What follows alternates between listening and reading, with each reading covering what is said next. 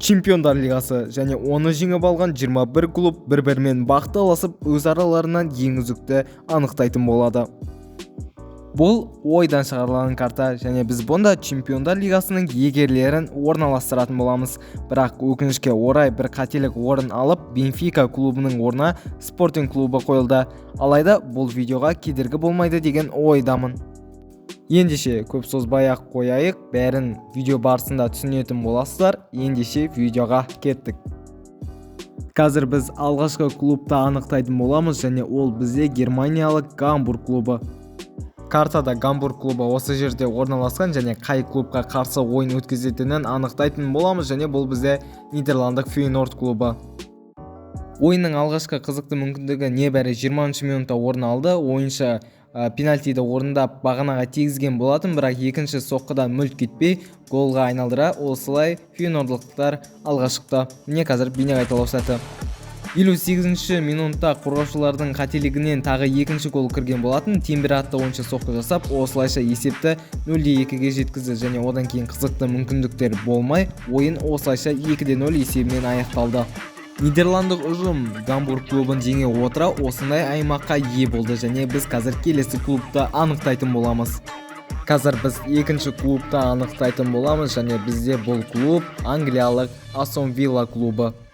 Астон Вилла клубы осы жерде орналасқан және олардың қарсыластары румыниялық Стеяуа клубы. Астон Вилла клубы алғашқы минуттардан ақ шабуылға аттанды және бірден шабуыл ұйымдастырды және 20 минутта соққы жасап көрді, бірақ қақпашы керемет сейфпен топты қайтара алды. Міне қазір бейне қайталау сәті.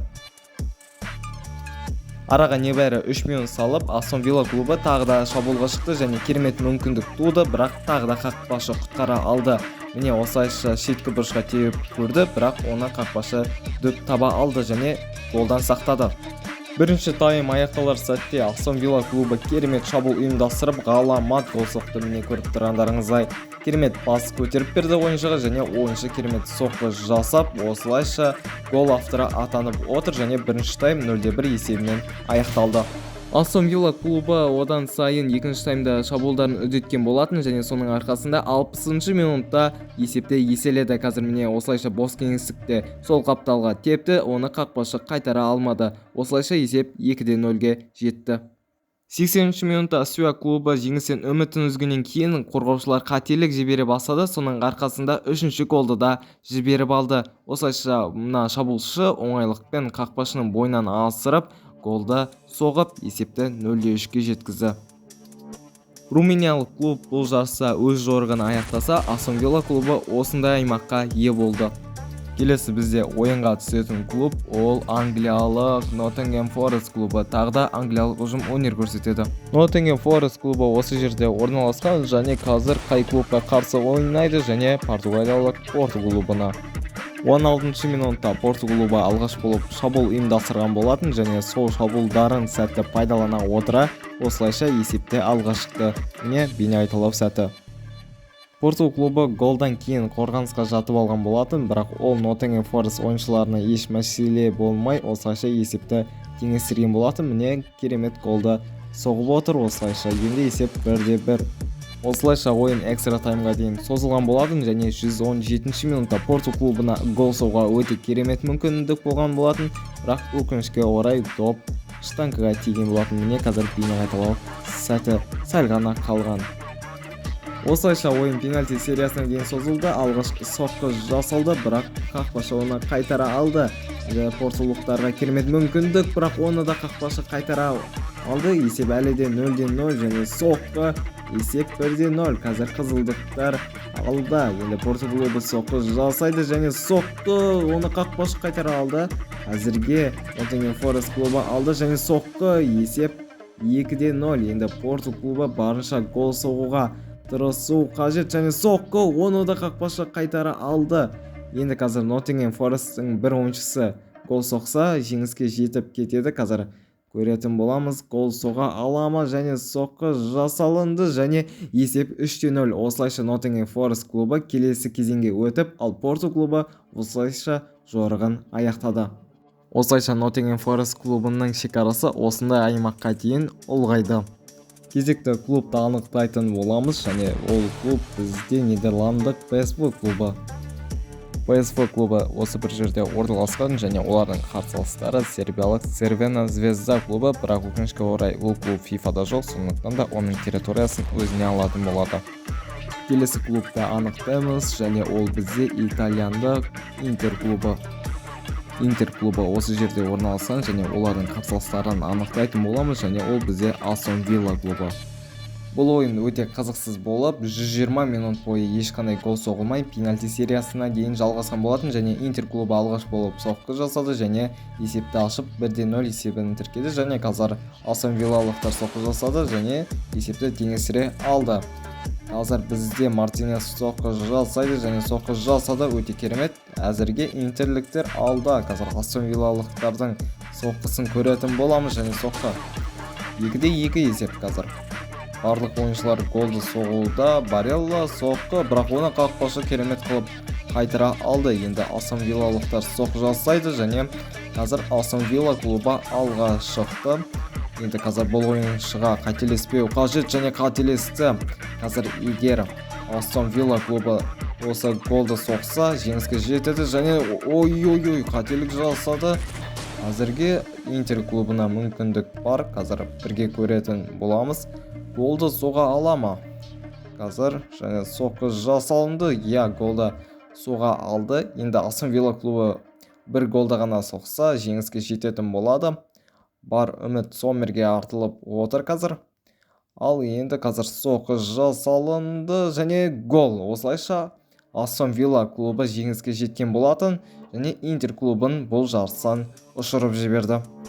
Осылайша Aston Villa клубы екі клубты жеңе отыра осындай аймаққа ие болды, бірақ олардың қарсыластары өте қиын. Көріп тұрғандарыңызда енді алдағы уақытта қиын болары сөзсіз. Келесі ойын өрнегін көрсететін клуб тағы да англиялық Манчестер Сити клубы. Манчестер Сити клубы міне осы жерде орналасқан, және олардың қарсыластары Фейнорд клубы. Алғашқы ойынның қызықты мүмкіндігі 33-ші минутта болды. Керемет соққы жасады ол, және есепті ашты. Қазір міне бейнебақылау сәті осылай керемет соққы жасай алды, оны қақпашы тоса алмады. Осылайша міне 36-ші минутта Фейнорд клубы айыпдобын орындаған болатын, бірақ ол орындаған айыпдобы өте қақпадан биік кетті. Осылайша міне көріп тұрғандарыңыздай. Одан кейін Фейнорд клубы бірінші тайм аяқталар сәтте шабуылда бағын сынап көрген болатын, бірақ жасалған соққы қақпадан сәл жоғары кетті. Міне қазір бейне қайталау сәті. Негізі керемет соққы жасалынды. Мына гол болғанда өте әдемі гол болары сөзсіз еді. Одан кейін 65-ші минутта Манчестер Сити клубы шабуылға шығып көріп соққы жасап көрген болатын Де Бройн, бірақ жасаған соққысы қақпадан тым қисық болып, осылайша бір мүмкіндікті жіберіп алды десек те болады. Негізі қақпа жасалса гол болар ма еді бұл соққы. 0-1 есебін азы еткен Манчестер Ситиліктер шабуылға шығып соққы жасап, осылайша есепті 0-2-ге жеткізген болатын. Енді осыдан кейін жеңіске деген басымдылықтары әрине өте жоғары екені сөзсіз. Фейнорд клубы 2-0 есебімен жеңіліс тауып жатқандықтан есепті қысқартқысы келді, бірақ міне қазір бұл ойыншыны көріп тұрсыздар, керемет бәрін алдаған еді, бірақ соққысы өте нашар болып, осылайша ойын 0-2 есебімен аяқталды. Осылайша Манчестер Сити клубы Фейнорд клубын жеңе отыра осындай аймаққа ие болды. Келесі бір клубты анықтайтын боламыз, және ол бізде германиялық Бавария клубы. Бавария клубы картаның шетінде орналасқан, және олардың қарсыластары франциялық Марсель клубы. 20-ші минутта Бавария клубы шабуылға шығып көрді, және керемет соққы жасады да, бірақ оны қақпашы қайтара алды. Міне қазір бейне қайталау сәті қапталға тиіп көрді, бірақ оны қақпашы күтіп тұрып, осылайша голдан аман сақтады клубты. Одан кейін бұрыштама орын алып, кейін баспен соққы жасап көрді, бірақ өкінішке орай сәл бағанадан жоғары. Міне қазір бейне қайталау сәті бәрінен биік секіріп соққы жасады, бірақ өкінішке орай дәлдік жетіспеді. 50-ші минутта Марсель клубында өте керемет мүмкіндік болған болатын. Осылайша керемет соққы жасап көрді, бірақ өкінішке орай дәлдік жетіспеді. Тіпті қақпада қақпашының өзі болмады ғой. Міне қазір секірді бәрінен биік, бірақ дәлдік жетіспеді өкінішке орай. Ол соққыдан кейін Марсель клубы еш мұңаймай тағы да шабуылға шығып көрді және шабуылды сәтті пайдаланып, осылайша 0-1 есебіне дейін жетіп, Бавария клубынан басым түсіп жатыр әзірге. Жеңіліп жатқан Бавария шабуылға шығып көрді және шабуылдарын жақсы пайдалана, осылайша есепте теңестірген болатын. Міне керемет алдап өтіп, пас берген болатын Коман және бізде Сане соққы жасады, осылайша есеп 1-1. Ойын осылайша экстра таймға дейін созылған болатын және Гарзетка 120 минутта осылайша соққы жасап, есепті 1-2-ге жеткізген болатын және Бавария клубына жеңісті сыйлады және Бавария клубы бұл ойында кэмбэк жасап кетті. Міне Бавария клубының шекарасы әзірге осындай. Енді біз келесі клубтарды анықтайтын боламыз. Келесі болып бізде ойнайтын клуб, ол бізде Нидерландық PSV клубы. Қазір біз PSV клубының қай клубқа қарсы ойнайтынын анықтайтын боламыз және ол англиялық Манчестер Сити. Алғашқы мүмкіндік 15-ші минутта орын алған болатын. Бұл жерде қорғаушылардың қателігі орын алып, Родри соққы жасап көрді және соққысы сәтті болып, осылайша есепті ашқан болатын. Міне қазір бейне айталау сәті. Осыдан кейін 27-ші минутта PSV ойыншысы Рос кеңістікке ие болып соққы жасап көрді және соққысы сәтті болып, есеп теңескен болатын. Бұл жерде Эдерсон тірей алмай қалды және әзірге есеп тең 1-1. Алайда Манчестер Сити клубына 1-1 есебі қанағаттандырмай тағы шабуылға шығып, Халан соққы жасап көрді және соққысы өте тамаша болып, оны қақпашы тірей алмай, осылайша есеп 2-1. Әзірге манчестерліктер алда. Манчестер Сити клубы тағы да шабуылға шығып көрді. Негізі керемет мүмкіндік болды, бірақ оны қақпашы керемет тоғысып алды. Міне қазір бейне қайталау сәті соққы жасалынды. Оны қақпашы құтқарды, бірақ бұл қақпашының сейфі командасына жеңіс сыйламады. Осылайша Манчестер Сити клубы осындай үлкен аймаққа ие болған болатын. Әзірге ең үлкен территориялардың бірі осы Манчестер Ситиде десек те болады. Келесі клубты анықтайтын боламыз және ол бізде Нидерландық Аякс клубы. Аякс клубы бізде картада осы жерде орналасқан және олардың қарсыластары англиялық Ноттингем Форест клубы. Бұл ойында да 120 минут бойы есеп ашылмай пенальти сериясына дейін созылған болатын және Аякс ойыншысы пенальтиді орындады және голға айналдыра алды. Енді Ноттингем Форесттің кезегі, қазір соққы жасалынды және соққы гол. Әзірге есеп тең 1-1. Енді қазір бізде Акпом соққы жасайды және оны қақпашы тірей алды. Қазір бізде Вуд соққы жасайды және соққы оны қақпашы тірей алмады және Ноттингем Форест клубы әзірге алда. Және соққы қателік. Қазір міне Аякс клубы 2 рет қателесті және бұл жолы Ноттингем Форест ойыншысы да қателесті. Әзірге есеп 1-2. 3 рет қатарынан Аякс клубы пенальтиден сәтсіз орындады. Қазір енді Ноттингем Форест ойыншысы голды соқса, онда Ноттингем Форест жеңіске жетеді және соққы, ой-ой-ой, сәл ғана қалып еді қақпашы жалпы. Осылайша Ноттингем Форест клубы Нидерландық ұжымды жарыстан шығарып жіберіп, өзі үлкен аймаққа ие болды. Дәл қазіргі Ноттингем Форесттің шекарасы осындай. Келесі клубты анықтаймыз және ол бізде тағы да англиялық Астон Вилла клубы. Астон Вилланың келесі қарсыласын анықтаймыз және ол өздерінің отандастары Манчестер Сити.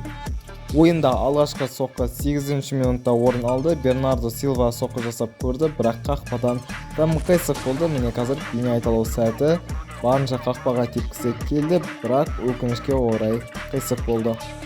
31-ші минутта Манчестер Сити клубы тағы да шабуылда бағын сынап көрді және Холланд соққы жасап, осылайша Манчестер Ситиді алға шығарған болатын. Міне қазір бейне айталау сәті оңайлықпен осылайша тебе салды және оны қақпашы қайтара алмады.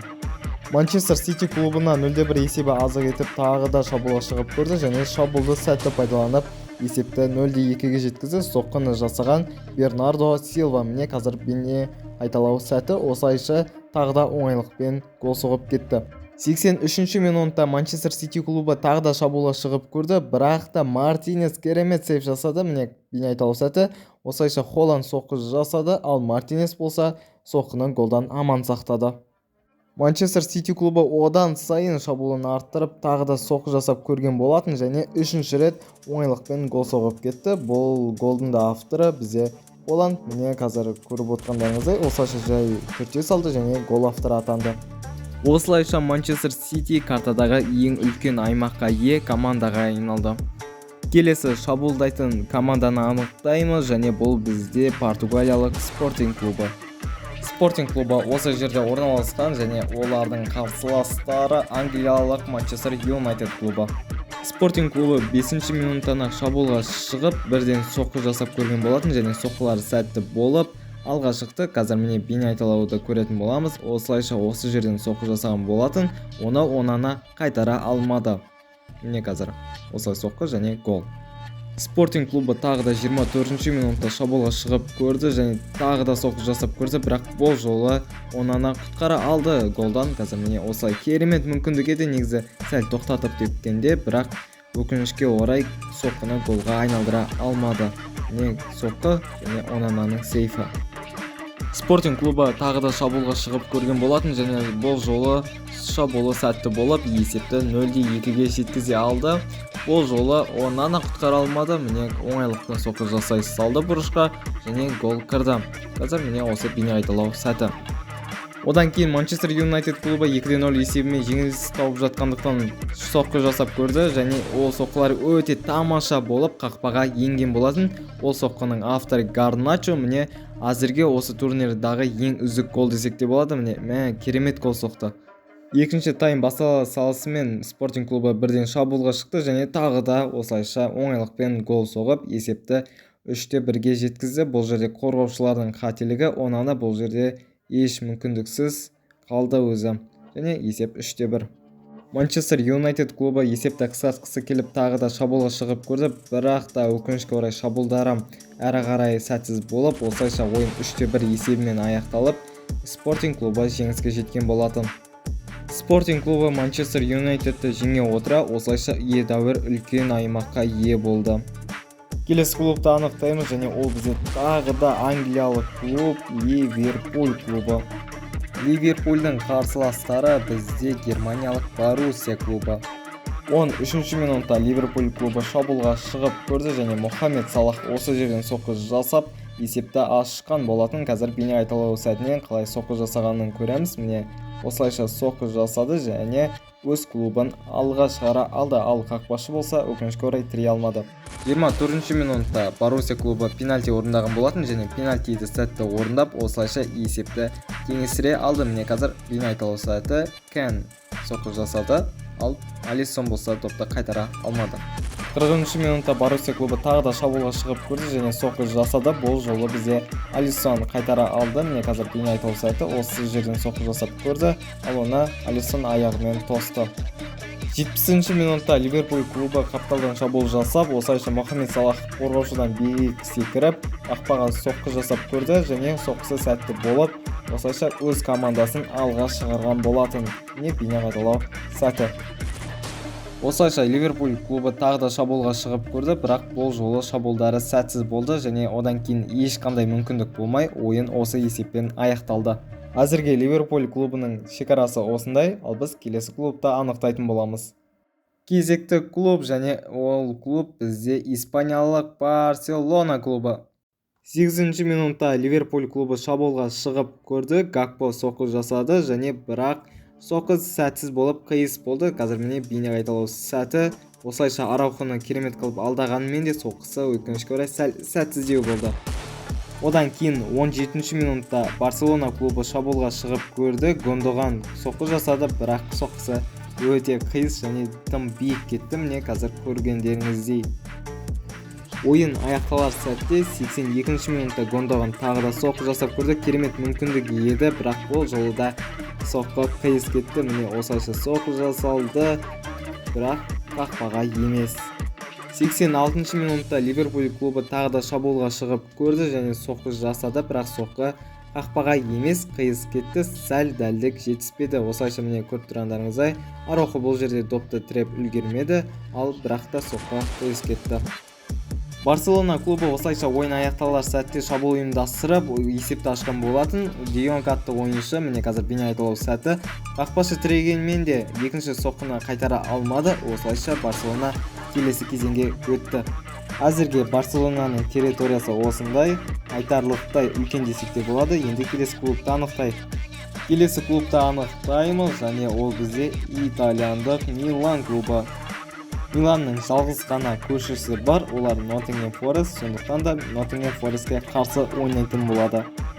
32-ші минутта Милан клубы шабуылға шығып көрді және шабуылды оңынан пайдаланып, осылайша есепте алға шықты. Және осыдан кейін ешқандай гол соғылмай, Милан клубы қорғанысқа жатып алып, бұл ойында жеңіске жеткен болатын. Милан клубының территориясы осыншалықты өсті және қазір 8-ақ клуб қалды. Кеттік, ендеше келесі клубты анықтайық. Бізде келесі клуб қазір итальяндық Ювентус клубы екен. Ювентус клубы өзінің алғашқы ойынын өткізеді және ол клуб бізде португалиялық Порту клубына қарсы. 16-ші минутта Спортинг клубы шабуылдап көрген болатын және шабуылын сәтті пайдаланып соққы жасап, осылайша 0-1 есебімен Ювентус клубына әзірге басым түсіп отыр. Не осылайша соққы жасады 9-ші номерлі ойыншы және өз клубын алға шығарды. Жеңілісті қаламаған Ювентус клубы шабуылға шығып көрді және керемет голды осылайша баспен соғып отыр. Қақпашы бұл соққыны тірей алмады, міне керемет пас шығарып берді және осылайша қорғаушыдан биік секіріп қақпаға соққы бағыттады, соққысы сәтті болды. 55-ші минутта Спортинг клубы тағы да шабуылға шығып көрді, бірақ ол соққыны бізде қақпашы қайтара алды. Міне керемет осылай алдап соққы жасап көрген, бірақ оны қақпашы оңайлықпен осылайша қайтарды. Араға небәрі 4 минутты салып, тағы да Спортинг клубы шабуылға шығып көрді, бірақ та ол шабуылы өте сәтсіз болды. Міне соққыны көріп тұрсыздар. Керемет алдады, бірақ та соққы баяу және қиыс болды. Тіпті қақпашының көмегі керек болмады. 62-ші минутта тағы да Спортинг клубы шабуылдап көрді және бұл соққы енді қақпадан тым биік кетті. Негізі өте қауіпті соққы еді. Қақпаға болғанда бұл соққы әрине гол болары сөзсіз еді. Онымен қоса қақпашы бұл соққыны кірген екен. Тағы да Спортинг клубы шабуылдады және бұл шабуылды олар ендігі жолы дұрысынан пайдаланып, осылайша 1-2 есебін тіркеп, бұл ойында жеңісті жұлып алып кеткен болатын және Ювентус клубын жарыстан ұшырып жіберді. Қазіргі Спортингтің шекарасы осындай. Менің ойымша Спортинг клубы Манчестер Сити клубымен шамалас деңгейде шекарасы, ал біз келесі клубты анықтайтын боламыз. Келесі клуб бізде қазір анықтаймыз және ол клуб бізде итальяндық Милан клубы. Миланның қарсыластарын анықтайық және олар бізде германиялық Бавария клубы. Өкінішке орай бұл ойында да 120 минут бойы 0-0 есебі тіркеліп пенальти сериясына дейін созылған болатын. Кейін пенальтиді орындады, бірақ сәтсіз және пенальтиден мүлт кетті. Қазір енді Милан клубы орындайды және әзірге Милан алда 0-1 есебі. Қазір бізде Гнабри тебетін болады пенальтиді және ол да қателесті. Енді қазір бізде Тео Эрнандес тебеді және соққы есеп 2-0 әзірге. Енді қателеспеу керек Кимихқа және соққы қателеспеді, есеп 1-2. Және бізде қазір Милан клубының ойыншысы пенальтиді орындайды, есеп 3-1. Қазір егер Бавария клубының бір ойыншысы қателессе, болды жеңіліс табады, сондықтан да олардың келесі пенальтилері өте маңызды болып келеді. Қазір Коман тебетін болады және соққы жасады және гол соқты, есеп 2-3 әзірге. Қазір Милан ойыншысын көреміз, қалай орындайды екен. Барлық үміт осы ойыншыда енді. Егер гол соқса, жеңіске жетеді және бұл жерде Нойер құтқарды. Ой-ой-ой. Әзірге Бавария клубында мүмкіндік бар. Сане пенальтиді орындайтын болады қазір. Және Сане қазір түйдеңдеп жатыр және тепті және пенальтиді сәтті орындады. Қазір есеп 3-3, енді Лео тебетін болады. Егер гол соқса, Милан клубы жеңіске жететін болады, сондықтан да барынша сәтті орындауға тырысу қажет және соққы жасалынды. Гол соқты, есеп 3-4, Милан келесі кезеңге өтті. Ал Бавария клубы болса өкінішке орай жарыстағы жорығын аяқтады. Міне көріп тұрғандарыңыздай Миланның дәл қазіргі шекарасы осындай, ал біз келесі клубты анықтаймыз. Кезекті клуб және ол клуб бізде тағы да итальяндық Милан клубы. Милан клубының қарсыластарын анықтаймыз және бұл бізде португалиялық Спортинг клубы. Ой-ой-ой, қазір біз екі алпауыт клубтардың текетіресін қарайтын боламыз. 33-ші минутта Милан клубы шабуылдап көрген болатын, бірақ бұл жерде осы ойыншы бөгет келтіріп, ойыншының соққы жасауына кедергі болды. Осылайша осы жерде Жиру соққы жасап көрді, ол соққы қақпаға емес қиыс кетті және там биік. 63 минутта тағы да Милан клубы шабуылдап көрген болатын. Міне осы жерде соққы жасалынды, бірақ соққы тағы да қателікпен осылайша там биік кетті. Егер бұл жерде қақпаға бағытталғанда мүмкін гол болар ма еді. Ойын экстра таймға дейін созылды. Бірінші бөлігі аяқталар сәтте осылайша Милан клубы соққы жасап есепті ашқан болатын. Міне Жиру осылайша соққы жасады. Осыдан кейін ешқандай мүмкіндік болмай Милан клубы жеңіске жетіп, ал Баут Спортинг клубын жарыстан шығарып жіберді. Көріп тұрғандарыңыздай Милан клубы осы картадағы ең үлкен аймаққа ие клубқа айналды. Келесі клубта анықтаймыз және ол бізде англиялық Челси клубы. Челси клубының тек қана бір-ақ көршісі бар, ол Милан клубы, сондықтан да Милан клубына қарсы ойнайтын болады. Алғашқы шабуылды Милан клубы ұйымдастырды. Жиру осы жерден соққы жасап көрді, бірақ өкінішке орай қақпашы бұл допты қайтара алды. Міне соққы жасалынды және қақпашы соққыны голдан аман сақтап қалды. 11 минутта тағы да Милан клубы шабуылға шығып көрді және бұл жерде қорғаушының қателігінен Милан клубы алға шығып кетті. Міне қазір қорғаушы негізі допты қақпадан қорғағысы келді, бірақ алдындағы тұрған ойыншыға тиіп, осылайша есеп ашылды. 67 минутта Милан клубы тағы да шабуылға шығып көрді және соққы жасалынды, бірақ бұл жолы қақпашы құтқарды. Міне соққы жасалынып жатыр және қақпашы допты қақпадан сақтады. Одан кейін бұрыштама орын алған болатын. Бұл жерде барлығынан биік секіріп қақпаға соққы жасағанмен де өкінішке орай сәл ғана дәлдік жетіспей, міне қазір көріп отқандарыңыздай бәрінен биік секірді, қақпаға соққы жасалынды, бірақ сәл ғана сантиметрлер қиыс кетті және осылайша ойын аяқталды. Осыдан кейін қызықты мүмкіндіктер болмады. Челси клубы өзінің алғашқы ойынын өткізді және бірден жеңіліс тапты, ал Милан клубы осындай жерге шейін ұлғайды. Келесі команданы анықтайық және ол клуб бізде испаниялық Барселона клубы. Барселона клубының қазір екі көршілері бар және сол клубтардың біреу түседі және ол Манчестер Сити клубы.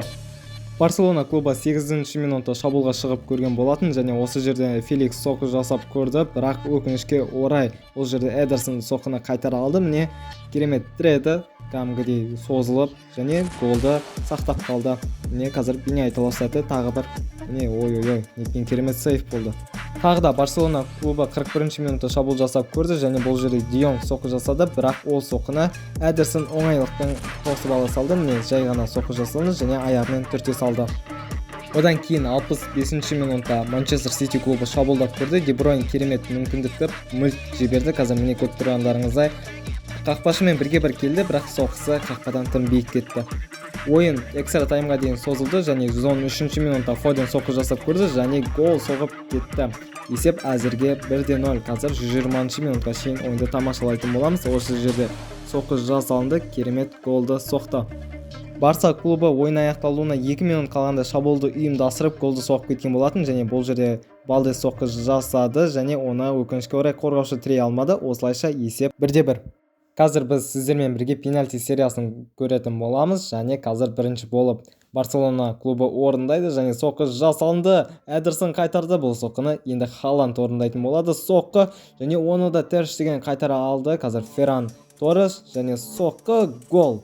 Әзірге Барса алда. Енді қазір Манчестер Сити клубы голды соғу қажет. Де Бройн және соққы. Есепті теңестірді әзірге. Енді қазір Барселона клубы орындайды. Қазір соққы және есеп 2-1. Қазір енді Манчестер Сити клубынан Бернардо Силва орындайды. Соққы жасалынды. Есеп 2-2. Және қазір Роберто орындайды пенальтиді және бұл жерде Эдерсон өкінішке орай қайтара алмады. Қазір міне қызық, Эдерсон теуеді бұл соққыны және гол соқты тіпті. Тамаша. Енді қазір бізде Педри орындайды пенальтиді және соққы жасалынды. Эдерсон қайтарды бұл жерде. Ой-ой-ой, керемет. Қазір енді Фоден голды соқса, Манчестер Сити клубы жеңіске жететін болады. Барлық үміт қазір бізде Фоденде. Енді соққы жасалынды және соққы гол. Ол жерде Манчестер Сити клубы тағы да жеңіске жетті. Енді оның аймағы әрине өте үлкен болатыны сөзсіз. Ал Барселона клубы өкінішке орай жорығын аяқтады. Міне қазір Манчестер Сити клубының аймағы осыншалықты ұлғайды. Енді қазір біз келесі ойнайтын жұптарды анықтайтын боламыз. Келесі болып ойнайтын клуб бізде итальяндық Милан клубы. Милан клубының жалғыз ғана көршісі бар, ол Манчестер Сити клубы, және сол Манчестер Ситимен ойын өткізетін болады. 7-ші минутта бізде Манчестер Сити клубы шабуылға шығып көрді, және Грилиш осы жерде соққы жасап көрді, бірақ оны қақпашы оңайлықпен қайтарды. Міне осылайша Грилиш осы жерден соққы жасауды шешті, және міне қайтарды. Кейінгі шабуыл 43-ші минутта орын алды. Осылай керемет жоғарымен пас берді, және осы жерде Жиру керемет голды соғып есепті 0-1-ге жеткізді. Міне осы жерде соққы жасалынды. Эдерсон бұл допты қайтара алмады. Одан кейін 50-ші минутта тағы да Милан клубы шабуылға шығып көрді, және оны Жиру орындады, бірақ бұл жолы Эдерсон қайтара алды, және өзінің қақпасын голдан сақтады. 56-ші минутта Манчестер Сити клубы шабуылға шығып көрді, және сол шабуылды сәтті пайдаланып есепті 1-1-ге жеткізді. Міне осы жерде Фоден соққы жасады, және қақпашы қайтара алмады. Ойын экстра таймға дейін созылып, содан кейін осы жерде Манчестер Сити клубы шабуыл жасап көрді, бірақ ол соққыны қақпашы қайтара алды. Бернардо Силва осылай соққы жасап көріп еді, бірақ оны қақпашы қайтарды. Милан клубы бірінші жарты аяқталар сәтте шабуылды ұйымдастырып, осылайша гол соғып кетті. Міне қараңыздар, Жиру керемет соққы жасады, және осы Жирудың голының арқасында Милан клубы жеңіске жетті. Өкінішке орай Манчестер Сити клубы бұл жарыстан шығып қалды. Ал бүгінгі ең соңғы ойын ол Милан мен Реал Мадрид арасындағы ойын. Онымен қоса Реал мүлде ойын өткізбеген, бұл олардың бірінші ойыны. 23-ші минутта Милан клубы шабуыл ұйымдастырып көрді. Өте керемет мүмкіндік болды, бірақ шабуылшы ол мүмкіндікті пайдалана алмады. Міне қақпа почти пустой еді, бірақ ол соққыны биікке жіберді. 30-ші минутта Реал Мадрид клубы шабуылға шығып көрді. Алғашында соққыны қайтарғанмен де екінші соққыны қайтара алмай, осылайша Реал Мадрид клубы алға шыққан болатын. Одан кейін 43-ші минутта кросс шабуылды ұйымдастырып, осылайша есепті 0-2-ге дейін жеткізді. Міне қазір осылай пас берді, кросс соққы жасады, ал қақпашы болса бұл соққыны қайтара алмады. 67-ші минутта Вини қапталдан шабуылға кіріскен болатын, және осы жерден соққы жасауды шешті, және голды соғып ойынның тағдырын шешті десек те болады. Міне керемет гол соқты, тағы да қақпашы қайтара алмады. Реал Мадрид клубы 75-ші минутта тағы да шабуыл жасап көрді, және осы жерден ақ соққы жасады, бірақ соққы қиыс болды, және ойын осы сәттен еш қызық мүмкіндік болмай аяқталып 3-0 есебімен Реал Мадрид жеңіске жеткен болатын. Осылайша Реал Мадрид тек қана бірақ Миланды жеңе отыра осылайша бұл жарыстың чемпионы атанды. Реалды шын жүрекпен құттықтаймыз. Егер Реалдың фанаттары болса, төменге жазып кетіңіздер. Осымен видео аяқталды. Видео ұнаса лайк пен комменттеріңізді жазып, арнаға тіркелуді ұмытпаңыздар.